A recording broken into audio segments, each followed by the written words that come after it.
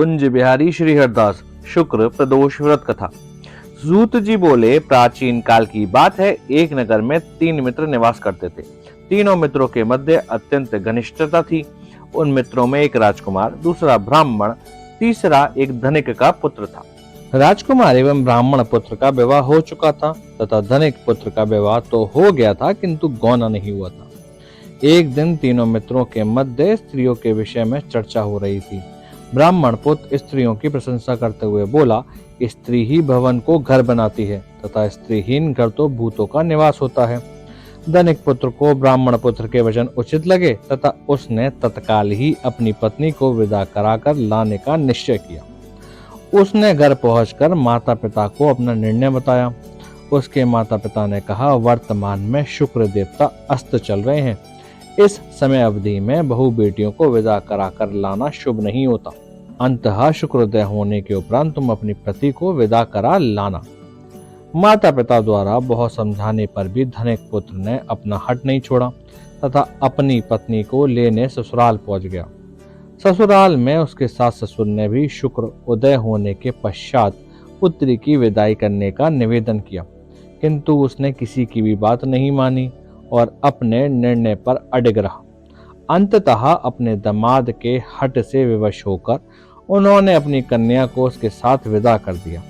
ससुराल से विदा होकर वह दोनों पति पत्नी नगर की सीमा से कुछ दूर ही निकले थे कि अकस्मात ही उनकी बैलगाड़ी का पहिया टूट गया तथा एक बैल की टांग टूट गई। इस दुर्घटना के कारण वह दोनों नीचे गिर गए तथा उसकी पत्नी भी गंभीर रूप से घायल हो गई। इस दुर्घटना के पश्चात भी वह धनिक पुत्र अपनी पत्नी सहित यात्रा करता रहा। वह भी कुछ और ही आगे बढ़ा था कि मार्ग में डाकुओं के एक दल ने उन्हें घेर कर उनका समस्त धन्य धान्य आदि लूट लिया। लूटपाट हो जाने के उपरांत धनिक का पुत्र पत्नी सहित विलाप करता हुआ अपने घर पहुंचा। यूं ही वह घर पहुंचा, वहां उसे एक सर्प ने डस लिया। उसके पिता ने अपने पुत्र के उपचार हेतु श्रेष्ठ वैद्यों को बुलाया। वैद्यों ने उसके पुत्र की स्थिति का अवलोकन किया तथा बोले, आगामी 3 दिवस में उसकी मृत्यु हो जाएगी। उसी समय इस घटना की सूचना ब्राह्मण पुत्र को प्राप्त हुई।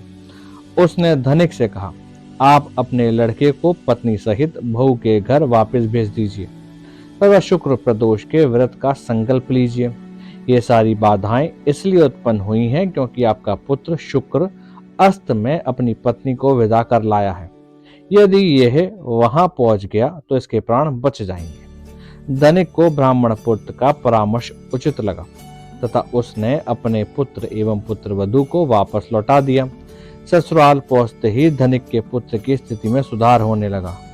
तदुपरांत भगवान शिव की कृपा से दोनों पति पत्नी ने शेष जीवन सुख एवं आनंद पूर्वक व्यतीत किया तथा अंत में उत्तम लोक को प्राप्त हुए।